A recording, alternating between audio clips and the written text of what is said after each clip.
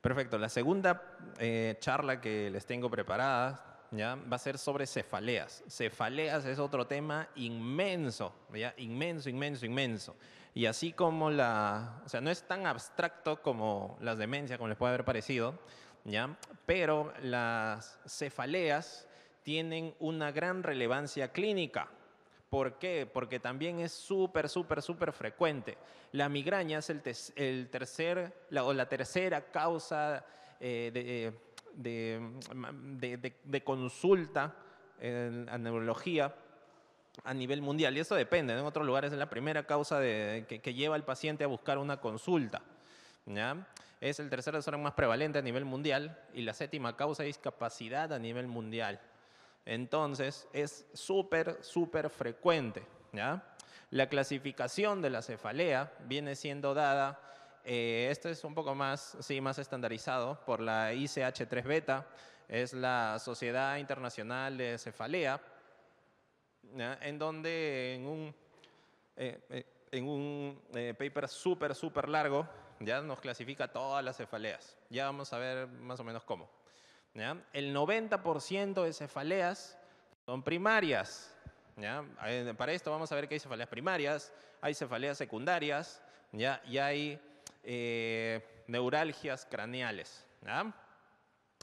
Pero la mayoría son primarias. Entonces vamos a ver más o menos cuáles entran en las cefaleas primarias, ¿ya? Hay que saber que $1 billón en Estados Unidos se gastan solamente en neuroimágenes para pacientes con cefalea primaria que no los necesitan, ¿ya? Entonces, y eso no es, les apuesto que no solo de ellos, ¿ah? También nos sucede acá a un paciente, cualquier cosa, no vaya a ser que tenga un aneurisma, no vaya a ser que tenga un derrame, no vaya a ser que tenga tomografía o resonancia, ¿no? Entonces, nuevamente, en neurología, ¿qué es lo más importante, más que una imagen? Es nuestro examen clínico, nuestra historia clínica, no se olviden. Entonces, un poquito de historia, no se olviden que la cefalea es una de las patologías descritas más remotamente, ya siendo uno de los primeros registros de este en el papiro de Ebers, acuérdense de Egipto, donde se hace una referencia a cefalea, migraña, neuralgia. Existen trepanaciones de hace 9.000 años que se consideran que son tratamientos para la cefalea, ¿no? Los síntomas visuales fueron descritos por Hipócrates. En 4000 a.C. y Areteus, por ejemplo, nos da la primera clasificación de cefaleas en 200 años después de Cristo. Luego, la prevalencia, van a saber que a lo largo de su vida un 96% de personas va a sufrir cefalea, ¿ya? De algún motivo. Con un gran predominio sobre todo de mujeres, ¿no? Dice, casi un 100% de mujeres va a tener una cefalea en algún momento de su vida, ¿ya? Entonces es súper frecuente. La cefalea tensional se considera que llega a ser, no tanto tensional, sería tipo tensión o tipo tensional, que sería el nombre correcto. Son un 40% en su total, ¿no? Y un migraña, un 10% de prevalencia en total. La migraña tiene un pico de incidencia entre los 25 y 55 años. Ay, ¿qué hice? Ah, no fui yo. Ya. Y como le decía, tiene un predominio femenino. ¿Ya? Ahora sí, para hablar sobre la fisiopato, no extendernos mucho. Hay que saber qué cosa es la nocicepción. La nocicepción no es muy difícil de entenderla, es la percepción del dolor, ¿no? Y esto se da por medio de nociceptores. ¿Qué cosas son? Son receptores de dolor, ¿no? No es muy difícil. Entonces, es una respuesta fisiológica normal, es una respuesta adaptativa. Si a mí me duele algo es porque algo está yendo mal con esto que me duele, ¿no? Entonces, yo trato de preservar mi integridad, ¿no? Gracias al dolor. El mecanismo de dolor, hay que saber qué cosa puede pasar para que a mí me dé una cefalea. Entonces, puede haber múltiples mecanismos, por ejemplo, la distensión, tracción, vasodilatación de venas o arterias, puede haber compresión, tracción, inflamación de nervios craneales, puede haber espasmo o inflamación de musculatura craneal o cervical, puede haber irritación meningia y puede haber aumento de la presión intracraneal. Entonces son múltiples los mecanismos que me pueden llevar a presentar cefalea, pero lo más importante que debo saber, ¿qué cosa es? Son las estructuras que duelen en la cabeza, ¿no? Entonces, por ejemplo, tengo un tumor parenquimal bien delimitado, ¿eso me va a doler? No necesariamente. ¿Por qué? Porque en el encéfalo, en el parénquima cerebral, obviamente no hay nociceptores, ¿no? Entonces, ¿dónde existen estos nociceptores? En primer lugar, en estructuras craneales, cuero cabelludo, ¿ya? Primer lugar en donde puede originarse una cefalea. Número 2, arterias grandes, arterias meningia, medias sobre todo, las arterias del polígono de Willis y la porción más proximal, la primera porción de estas grandes arterias, llámese cerebral anterior, cerebral media, las comunicantes, ¿ya? Estas pueden generar dolor porque tienen nociceptores en su base o en su nacimiento, ¿ya? Los senos durales, obviamente, con pacientes, por ejemplo, con trombosis venosa, la manifestación más frecuente va a ser la cefalea, ¿no? También, pues, la hoz del cerebro, ¿qué cosa es? Meninges, ¿no? Las meninges tienen, eso sí, bastante inervación, ¿ya? Meninges es un lugar bastante frecuente, importante de la génesis del dolor. Estructuras extracraneales también nos pueden dar dolor. Por ejemplo, la carótida externa, sus ramas, tejido celular subcutáneo en el cuello, el periósteo es bastante importante. Los músculos del cuello también. Entonces, puedo tener una cervicalgia, puedo tener un trauma cervical o puedo tenernos un tumor del cuello y me puede dar cefalea. Exacto, ese es algo importante que tienen que tener en la mente. Y ahí vamos a ver por qué. Después, la piel, obviamente, pues la piel de la cabeza y el cuello me puede dar cefaleas, ¿ya? Las raíces nerviosas de los nervios cervicales, nuevamente, si yo tengo, puedo tener un trauma, puedo tener compresión, puedo tener una radiculopatía súper alta y puede presentarse como una cefalea, no se olvide. La mucosa de senos paranasales, es típico, pacientes tal vez no tan ancianos, también ancianos, me duele la cabeza, le dan 50.000 tratamientos, le duele la cabeza. Fácil, ¿no? Palpas los senos nada más y al final, ¿qué es lo que tiene? Una sinusitis, ya le curaste la migraña, la cefalea crónica, etcétera, esos antibióticos y feliz de la vida. Los dientes, ¿ya? Los dientes. Esa es otra estructura bastante importante que no debemos olvidarlos cuando evaluamos una cefalea. Sobre todo cefaleas de esas que te dicen que ya han visto 50.000 médicos pues, y sigue, ¿no? Y persiste. Entonces no se olviden. Otro mediador importante de las cefaleas son los nervios craneales, sobre todo, y el más importante mediador de dolor en el cráneo y también en el cuello va a ser el trigémino, ¿ya? No se olviden, el trigémino es fundamental para la transmisión del dolor, ¿ya? Asimismo, por ahí puede entrar el facial, puede entrar el glosofaringio y puede entrar el vago, ¿no? 5, 7, 9 y 10, no se olviden. Este es un cuadrito que también básicamente le dice lo que les he estado diciendo. ¿Cómo es que se genera el dolor? Puede ser por compresión de vasos sanguíneos, puede ser por distensión de nervios craneales, por ejemplo, en un tumor, puede ser por inflamación de la meninges, por ejemplo, meningitis, puede darse, por ejemplo, por un problema del quinto inflamatorio, por ejemplo, una neuralgia del trigémino también, que es un tema totalmente aparte, ¿ya? Pero básicamente saber que los mecanismos de dolor son muchos. ¿Ya? Pueden perderse, tratar de evaluando una cefalea, pero es más fácil si se acuerdan de qué estructuras son las que duelen finalmente en la cabeza, ¿ya? Otra cosa que no deben de olvidarse es el dolor referido. Entonces, si a mí me duele, no sé, pues la parte frontal de la cabeza, ¿es porque yo tengo alguna lesión frontal? No. ¿Por qué? Porque, como le digo, hay un dolor referido. Por lo general, por regla general, las lesiones supratentoriales, ¿ya? Todas estas van a dar o el dolor captada por alguna lesión supratentorial va a ser mediada por el quinto 1, ¿ya? Y las lesiones infratentoriales, ¿ya? Van a ser, o la percepción de ese dolor van a ser transmitidas, ¿ya? Por C2, C3, ¿ya? hay que saber y tener en cuenta que las lesiones cervicales pueden referir dolor a la región frontal, ¿ya? Porque hay conexión entre estas raíces C2, C3 al núcleo caudal del trigémino en el tronco, ¿ya? No se vayan a olvidar de eso.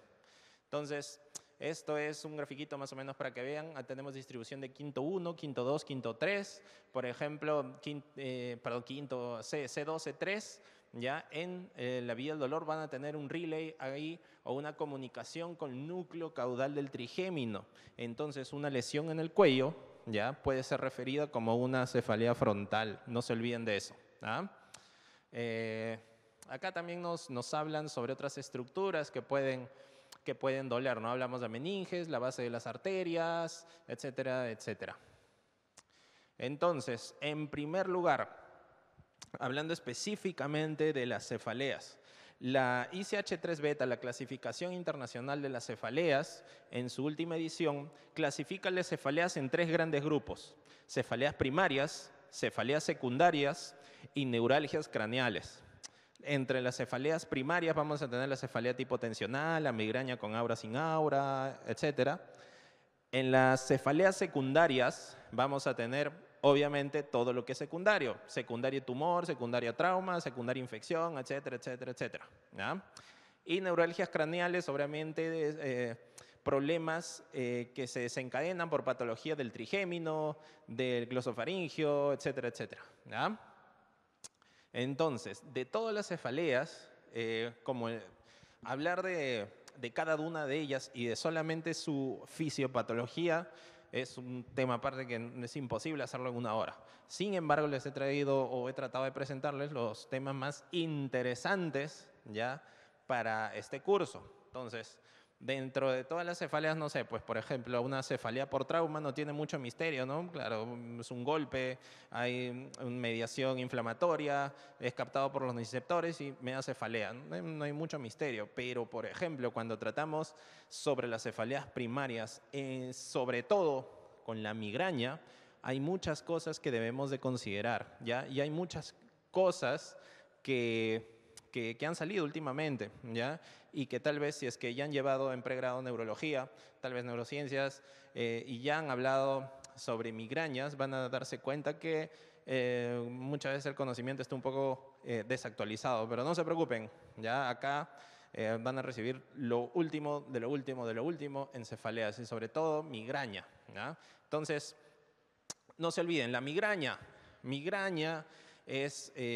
viene de hemicrania, ¿no? Un dolor que se produce en la mitad del cráneo. Es típico que duela una mitad del cráneo. Ya puede irradiarse a los ojos, puede irradiarse tal vez a la región occipital.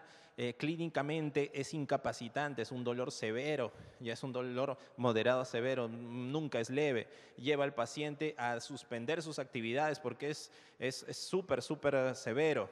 ¿Ya? Puede estar asociado a náuseas, a vómitos, a fotofobia, a fonofobia. El paciente va a tratar de meterse en un lugar oscuro, la bulla, el ruido los va a molestar. ¿Ya? Es paroxístico, bueno, no tan paroxístico, no es episódico, ¿ya? Este paciente a lo largo de su vida va a tener ataques severos de cefalea, va a interferir con su calidad de vida, ¿ya? Es bastante... Hay otros casos de migraña súper severas, ¿ya? Entonces, más o menos, si es que entienden el cuadro clínico, ya podemos hablar o tratar de entender su fisiopato. Entonces, la migraña, para poder explicar cómo es que una persona X sano que no tiene mayor factor de riesgo, cómo es que va a producir cefaleas episódicas que la discapacitan, que hacen que esté tumbado en la oscuridad, que le moleste la luz, el ruido, todo. Entonces, una de las primeras teorías que surgen para poder explicar eso decían, la teoría vascular. ¿Qué cosa es? Porque por algún motivo X, ya puede haber un vasoespasmo de alguna arteria, produce isquemia focal y eso produce dolor. ¿Ah? Eso es lo que se consideró durante muchísimo tiempo, ¿ya? Inclusive tal vez en pregrado les puedan haber hablado sobre la teoría vascular de la migraña, ¿ya? Pero hoy por hoy se sabe que es obsoleto, ¿ya? Sabe que esa teoría no nos explica por qué se produce la migraña, ¿no? Actualmente se sabe que es una disfunción cerebral, ya vamos a ver cuál, que tiene un compromiso vascular secundario, ¿ya? El cual no es el más importante, pero sí tiene cierta relevancia. Ya vamos a ver a qué se trata eso. ¿Cuál es la clave para desechar las teorías vasculares? En que, como se pensaba, ¿no?, que podría haber una oligoemia, un poco de isquemia focal, y por ahí desencadenar el dolor, cuando hay un vasoespasmo, sobre todo de la base de estas arterias de las que hemos estado hablando, en que la hiperemia puede preceder la oligoemia. Eso quiere decir que no es que haya vasoespasmo, disminuye el flujo, sino al contrario, aumenta un poquito antes de disminuir. Número 2, la cefalea puede empezar con flujos bajos, ¿ya? Entonces, cuando se trata de explicarlo por vasodilatación, ¿ya? No, pues no va a generar el dolor. Entonces, si la cefalea empieza con flujos bajos. Luego, la oligoemia, que se pensó mucho, durante mucho tiempo, que podría ser la génesis del dolor, ¿ya? Hay que saber, pues si se afecta una arteria tiene un territorio, ¿no? Cerebral medio, cerebral anterior, entonces ¿por qué va a empezar o por qué va a dar un dolor en todo el hemicráneo? No corresponde a un territorio vascular, a no ser que se afecte solamente en los vasos de una mitad del cráneo. Es que no tiene mucho sentido en realidad, ¿ya? Y lo más importante y una evidencia más sólida y más contundente es un estudio un poco más reciente, ¿ya?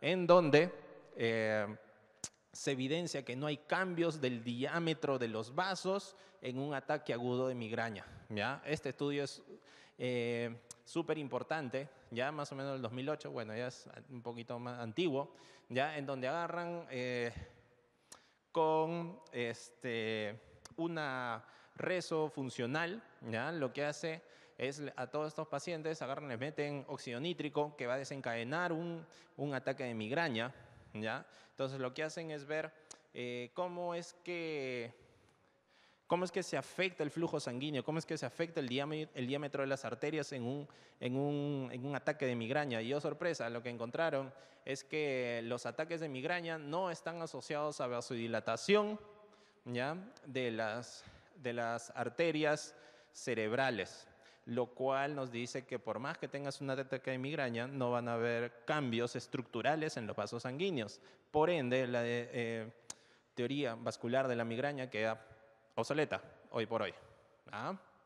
Entonces, ya que tenemos una teoría fuera, surgen muchas corrientes que tratan de explicar cómo es que se produce la migraña, estos episodios incapacitantes, severos, ¿ya?, que no calman por lo general con el reposo, más o menos lo pueden aliviar, que hacen que el paciente tenga náuseas, vómitos, etc. Surge la teoría del generador de migraña. ¿Esto qué cosa quiere decir? Que hay una región en el cerebro, específicamente, que lo que hace es desencadenar el dolor, ¿no? Esta teoría está en debate, no está claro, y vamos a ver por qué. Hay que saber que hay regiones que modulan el dolor en el tronco encefálico y en el hipotálamo, ¿ah? Esto nos llama, o esta teoría surge, ¿por qué? Porque nos dicen, bueno, tal vez en el hipotálamo, por ahí, debe haber un grupo neuronal anormal que lo que hace es generar ya impulsos aberrantes o impulsos anormales, o bajan su umbral del dolor, o bajan la inhibición que tienen de las vías dolorosas, ya, para pues desencadenar los ataques de migraña. Y esto se explicaba ¿por qué? Porque antes de que se inicie el ataque migrañoso, los pacientes presentan ¿qué cosa? Cambios en el comportamiento, ¿no?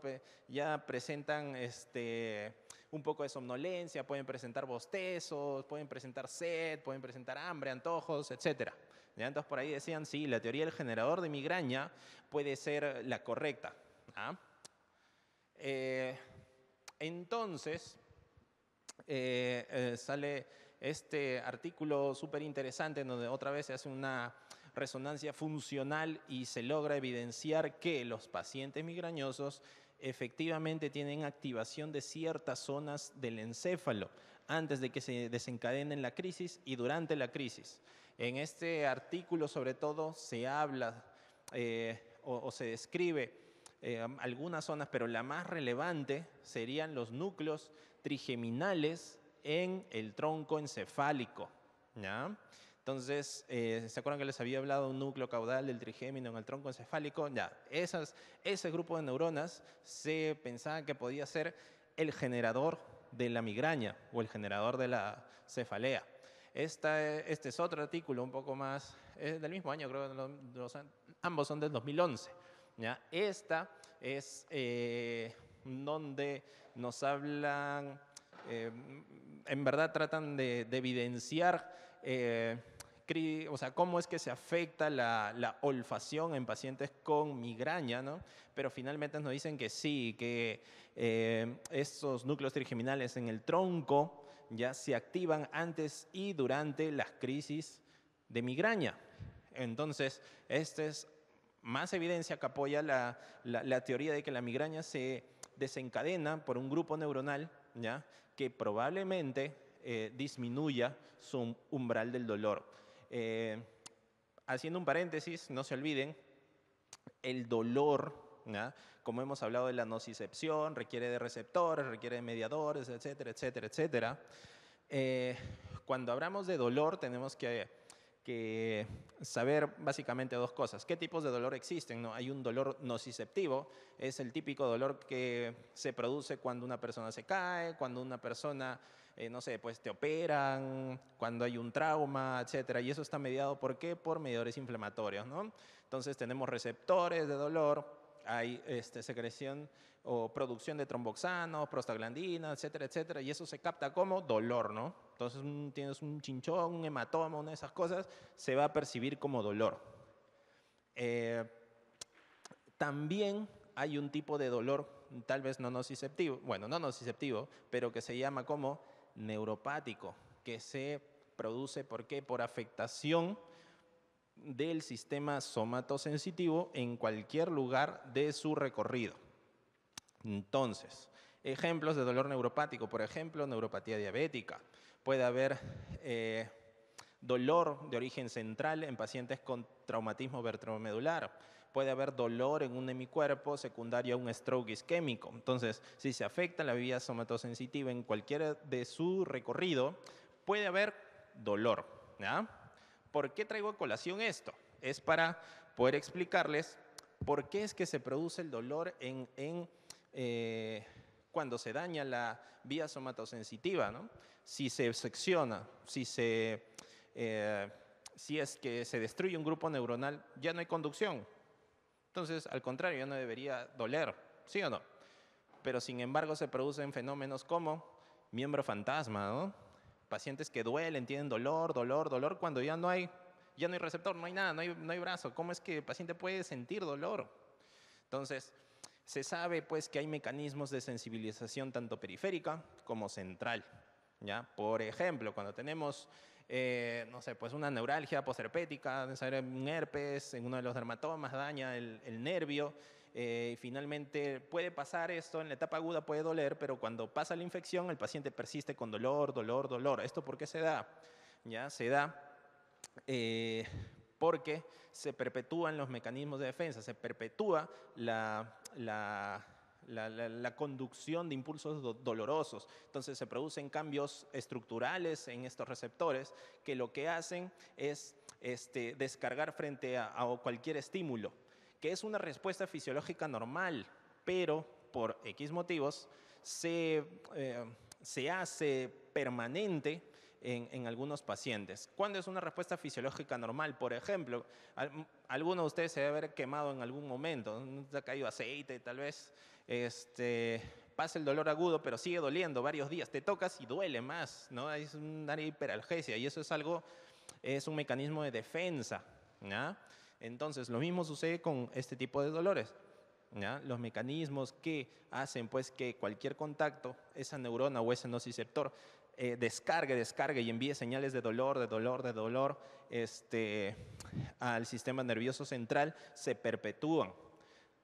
Entonces, esa descarga continua no solamente queda como tal. ¿Por qué? Porque es fácil, ¿no? Yo tengo muchos niveles en donde yo puedo controlar el impulso del dolor. Tengo interneuronas en la médula, también en tronco, que lo que hacen es, si yo tengo un estímulo de 100, ya lo amortigua, lo pasa a 50, 40 y eso nomás lo envía. Entonces, esas neuronas también fallan. Fallan neuronas justo en los núcleos trigeminales, pueden fallar neuronas en el tálamo, ¿ya? Que van a poder dejar pasar mayor estímulo doloroso y eso se llama sensibilización central. Aún así, como los nervios sensitivos o como los nervios como tal, como las vías, van a llegar a lugares comunes, ¿ya? Y van a transmitir no solamente sensibilidad superficial, llámese dolor, temperatura, tacto, también van a transmitir, también van a pasar por ahí la sensibilidad profunda, pero sobre todo, acuérdense, sensibilidad superficial, tacto, temperatura, tacto grueso, la modalidad, una modalidad X, por ejemplo, la temperatura puede generar dolor, ¿ya? ¿Y eso por qué es? Eso se da por los mismos mecanismos de sensibilización central. Se disminuye tanto el umbral del dolor que casi cualquier estímulo, ¿ya?, es percibido como tal. Solamente el tacto duele. Entonces, entendiendo los mecanismos de sensibilización periférica y sensibilización central, podemos extrapolar nuestro conocimiento a las cefaleas. Entonces, en las cefaleas puede haber algún mecanismo de sensibilización central. Claro, puede haberlo, y eso es lo que vamos a ver más adelante. Entonces, este es otro artículo, como les decía, que trata de buscar, estábamos hablando, es un pequeño paréntesis, estábamos tratando de hablar sobre cómo es que se intenta buscar una lesión en el encéfalo que desencadena el dolor en la migraña. Entonces, este es otro artículo que a su vez nos dice que no solamente este desencadenante de la migraña no se encuentra pues en el tronco encefálico exclusivamente, sino también en el hipotálamo, y que se puede explicar muchos síntomas premonitorios de la migraña, como ya hemos visto. La somnolencia, a veces la sed, el hambre o los antojos, etc. Entonces, este es un grafiquito en donde tratamos de ver algunas vías o algunos mecanismos que median el dolor en la migraña. Estamos tratando de ver que tenemos un núcleo, ¿ya?, un núcleo trigeminal caudal a lo largo pues, del tronco encefálico, que pues, va a generar muchos impulsos que los va a mandar hacia el encéfalo, ¿ya? Y desde ahí poder generar el dolor, ¿no? Va a poder formarse o producirse la migraña. Sin embargo, la teoría del generador de la migraña es súper debatida, a pesar de que tenemos evidencia de que hay áreas específicas del encéfalo que se activan en un ataque de migraña. ¿Por qué es esto?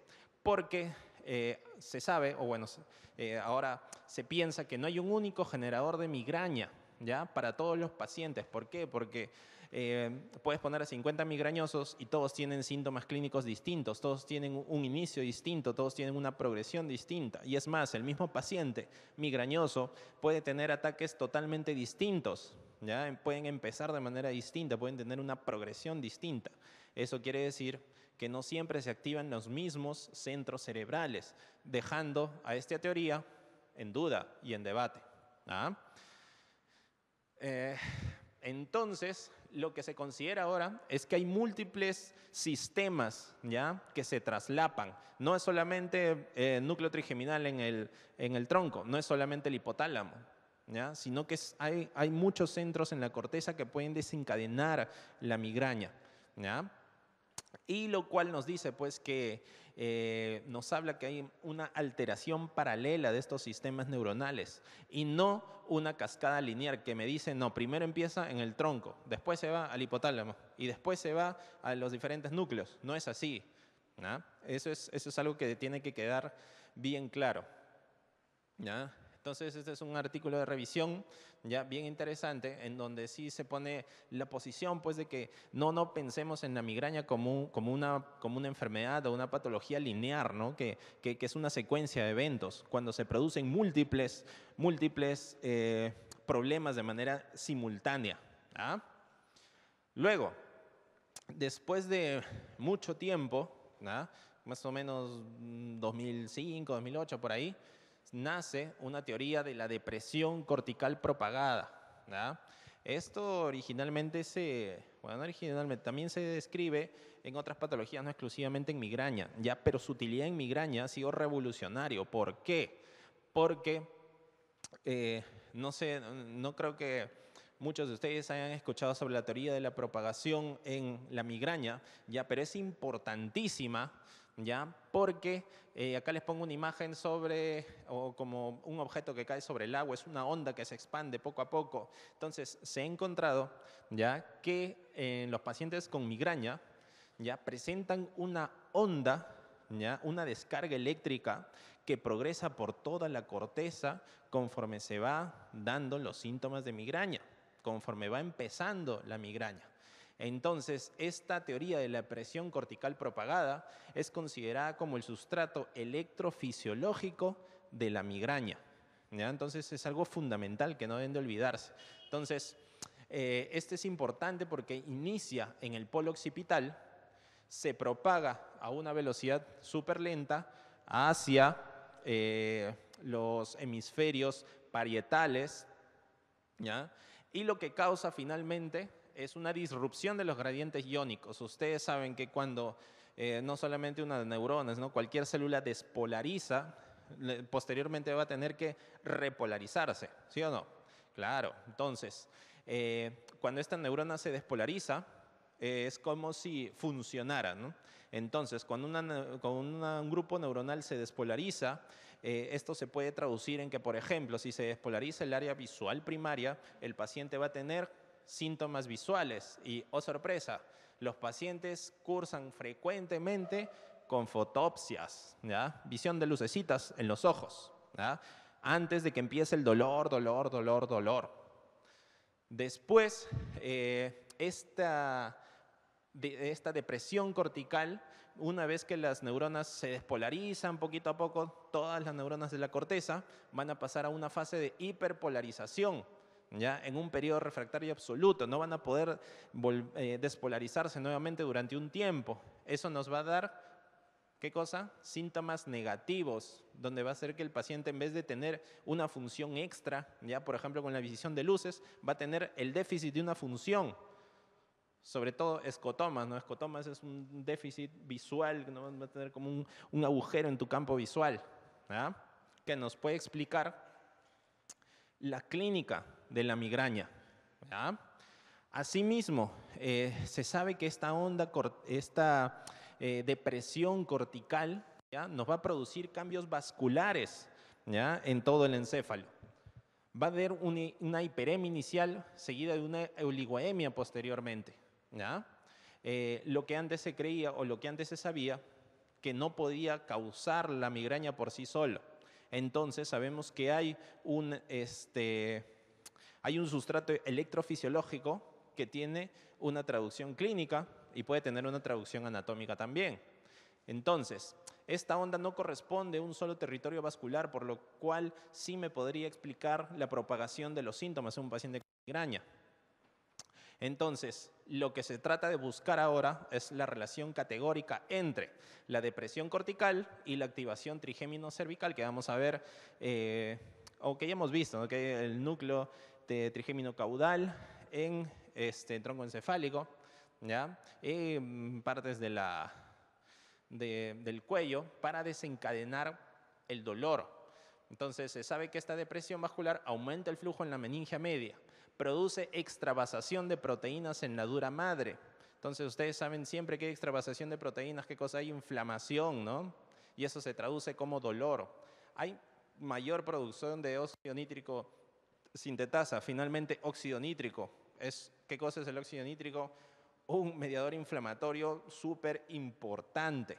Entonces, nosotros sabemos pues que la depresión cortical propagada puede generar clínicamente dolor, ¿ya? Y por ende se explica la migraña, ¿ya? Entonces, hasta ahora esta es la teoría más aceptada para los pacientes con migraña, ¿ya? Pero, sin embargo, nos sueltan la pregunta, ¿y los pacientes que no tienen aura? Los que no tienen escotoma, los que no tienen fotopsias, solamente tienen el dolor, ¿a dónde se fue la depresión cortical? Tampoco nos explica el 100% de las migrañas. ¿Qué hacemos con estos pacientes? ¿Se nos cae la teoría? No, lo que pasa es que esta depresión cortical nos explica, sí, más o menos cómo es que se puede producir la cefalea en pacientes de migraña con aura, pero ustedes saben que la forma más frecuente de migraña es migraña sin aura. Entonces, ¿qué pasa con estos pacientes? Acá sigue en boga lo que es la teoría ya del sistema trigémino cervical. Entonces, si teníamos la depresión cortical, que era el sustrato electrofisiológico de la cefalea, la teoría del sistema trigémino cervical trata de explicar el sustrato anatómico de la migraña, ¿ya? Entonces, como les decía, teníamos un núcleo caudal trigeminal, teníamos un ganglio trigeminal, tenemos ramas trigeminales quinto 1, 2, 3 y raíces de C2, ¿ya? Que van a tener en conjunto el sustrato anatómico para la transmisión del dolor, ¿no? Entonces, cuando se activan estas terminales nerviosas, lo que van a producir son liberación de neuropéptidos vasoactivos. ¿Y dónde están justo estas terminaciones nerviosas del sistema trigémino cervical? Justo en vasos sanguíneos grandes, ¿ya? Cerebral media, cerebral anterior, carótida interna, meningia media, por ejemplo. ¿Qué mediadores moleculares están acá? Sustancia P, polipéptido vasoactivo intestinal, óxido nítrico, dentro de algunos otros, ¿ya? Entonces, lo que sucede acá es que te dicen, ya que este sistema trigémino terminal es como un pulpo que tiene terminaciones nerviosas por todos lados, ¿no? Va a terminar por todos lados. Entonces, cuando de algún modo, tal vez por la propagación cortical, tal vez no por eso, por algún otro estímulo, se estimula este sistema, lo que va a pasar, va a liberar todos los mediadores inflamatorios de todos sus brazos, todos sus tentáculos, ¿ya? Que va a causar, ¿qué cosa? Cambios vasoactivos también, como estábamos, cambios vasculares, perdón, como estábamos hablando en la anterior, ya podrían desencadenar también el extravasación de líquidos en las meninges, por ejemplo, ¿no? Que causa dolor finalmente, ¿ah? También hay una teoría del cerebro hiperexcitable, ¿ya? Que es súper importante y entra a colación, es secundario a lo que les conté sobre lo que les contaba de dolor neuropático, ¿no? Sobre los sistemas de sensibilización central. Entonces, esto se teoriza que hay respuesta exagerada a estímulos sensitivos, ¿ya?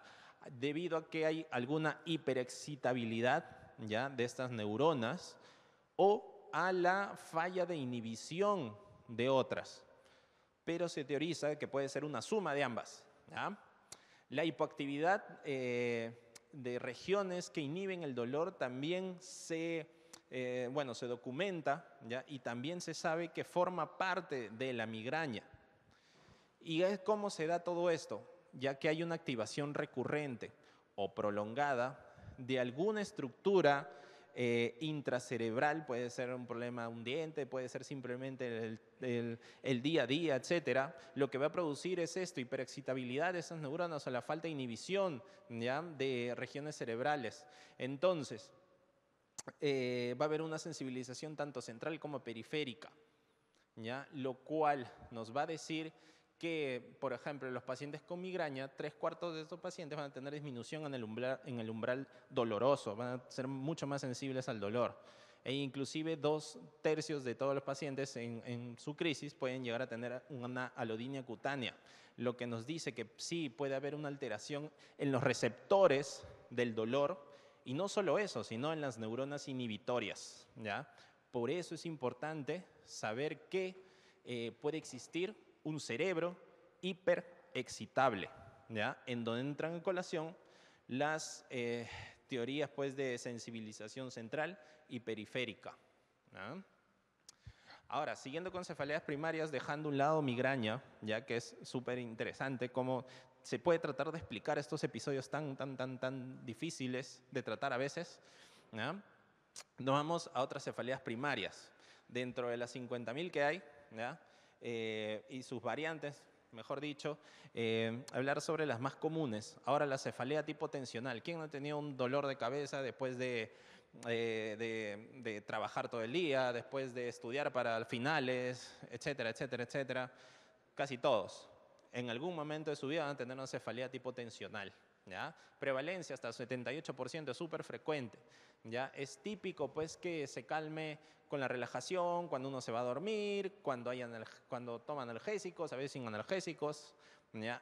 La fisiopato de esta cefalea tensional, que no se va como una migraña, clásicamente se describía como, bueno, el paciente está tenso, el paciente está preocupado, no ha dormido, etcétera, etcétera. Lo que causa es una contractura de musculatura cervical, por ahí de la musculatura temporal, etcétera, etcétera, etcétera. ¿Qué cosa va a causar? Un dolor referido, ¿no? Pero pues eso es una teoría muy pobre, muy simple y poco probable, ¿ya? Que tú digas, al paciente tiene una cefalea que le da solamente porque se contracturan los músculos cervicales. Es algo que no te explica muchas cosas, ¿ya? Entonces, ahora se sabe, o ahora se considera pues que hay un mecanismo de sensibilización central, tal vez parecido a lo que hablábamos en migraña, o tal vez parecido a lo que hablamos en un dolor neuropático, ¿ya? Secundario a disminución del umbral doloroso. ¿Y por qué debería disminuir el umbral doloroso? Efectivamente secundario al estrés, ¿ya? Tal vez niveles de cortisol altos, ¿ya? Disminuyen el umbral doloroso y estos pacientes que tal vez no deberían tener dolor, tal vez empiecen a hacer dolor por estímulos tal vez muy insignificantes, ¿no? Lo cual se autolimita cuando el estrés disminuye. ¿Ah? Entonces, este es un grafiquito en donde nos expresa más o menos qué cosa es la cefalea. Acá este es un gráfico un poco antiguo, ¿no? Más o menos 2011 por ahí, ¿ya? Pero ahí le ponen, por ejemplo, cefalea por contracción muscular. Entonces, ahora les decía, por eso les daba la corrección al inicio cuando hablaran de cefalea tensional, que no es una cefalea tensional, es una cefalea tipo tensión. Y hay que hacer énfasis en tipo tensión porque no se produce por la tensión cervical que hay, ¿no? Sino a sensibilización ¿ya? Central. Entonces acá te ponen que está relacionado a estrés, a pérdida de sueño. Acá las pongo más o menos por estos factores psicosociales, pero acá ponían que sí, se ve contractura muscular y todo eso. Pero en el mismo texto te dicen que esa teoría no te explica todo, ¿no? ¿Por qué se produce esta cefalea tensional?